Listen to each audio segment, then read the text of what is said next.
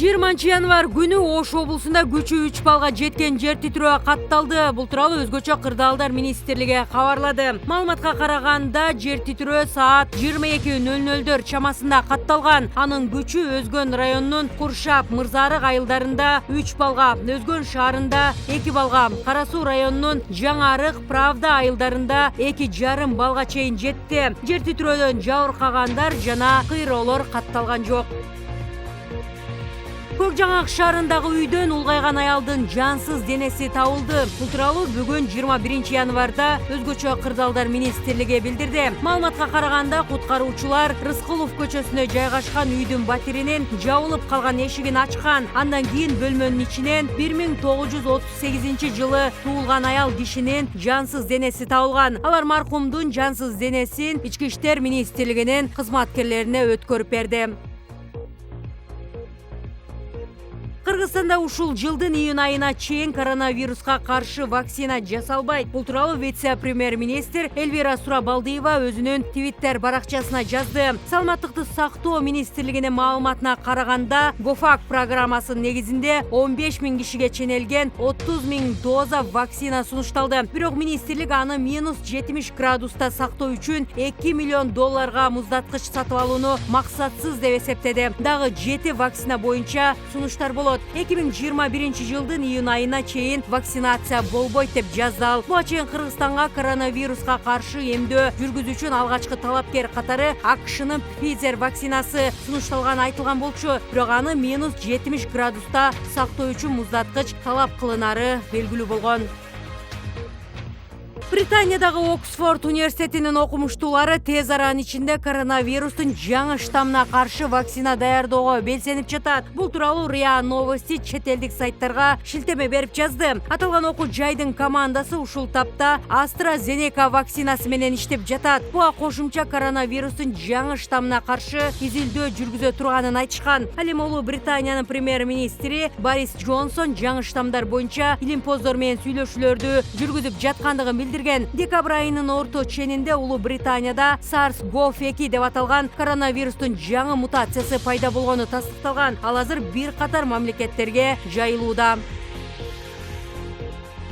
Борбордук шайлоо комиссиясы 20 январда Кыргызстандын башкаруу формасын аныктоо боюнча референдумду өттү деп тааныды. БШКнын маалыматына караганда шайлоо укугуна 3,563,574 жаран ээ болсо, 1,394,218 адам добуш берген. Ал жалпы шайлоочулардын 39%-ын түзөт. Анын ичинен президенттик башкарууга 1,136,155 адам, парламенттик башкарууга 152,081 адам жана бардык варианттарга каршыга 62,265 адам добушун берген. Борбордук шайлоо комиссиясы мөөнөтүнөн мурда өткөн президенттик шайлоонун расмий жыйынтыгын чыгарды. Шайлоого катышкан 17 талапкердин ичинен жалпы шайлоочулардын 79,20% добушун алган Садыр Жапаров президент болуп шайланды. Президенттикке 17 талапкер ат салышкан. Садыр Жапаровдун инаугурациясы 28 январда өтөөрү буга чейин маалым болгон.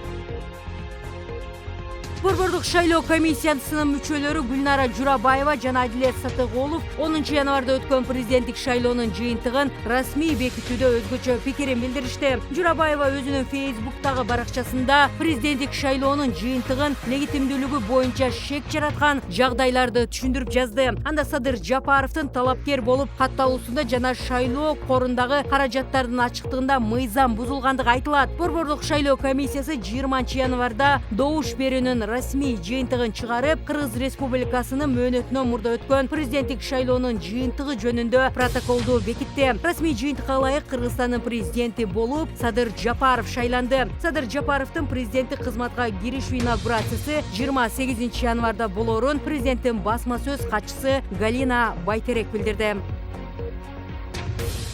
Американын жаңы шайланган президенти Джо Байден Кыргызстанга карата виза чектөөсүн киргизген буга чейинки жарлыкты алып салды. Маалыматты Америка Кошмо Штаттарынын Кыргызстандагы элчилиги кабарлады. Байден кыргыз иммигранттарынын өлкөгө кирүүсүн токтоткон иммиграциялык жана ар түрдүүлүк визаларга чектөөлөрдү алып салуу боюнча буйрукка 20 январда кол койду. Ошол эле учурда COVID-19 пандемиясынын шартында виза берүү өтө чектелген. Америка Кошмо Штаттары кыргыз элинин коопсуздугун, эгемендүүлүгүн өнүгүүсүн жана гүлдөө өнүгүшүн жогорулатуу үчүн эки тараптуу мамилелерин бекемдөөгө умтулат деп айтылат элчиликтин маалыматында. АКШ президенти Джо Байден 20 январда ант берип кызматына расмий киришти. Инаугурация земинде мурдагы президенттер Джордж Буш, Билл Клинтон жана Барак Обама катышты. Джо Байден ант бергенден бир нече саат өткөндөн кийин эле мурдагы президент Дональд Трамптын бир катар саясий чечимдерин жокко чыгарды. Анын ичинде иммиграция, климаттын өзгөрүшү жана коронавирус пандемиясы менен күрөшүү маселелери боюнча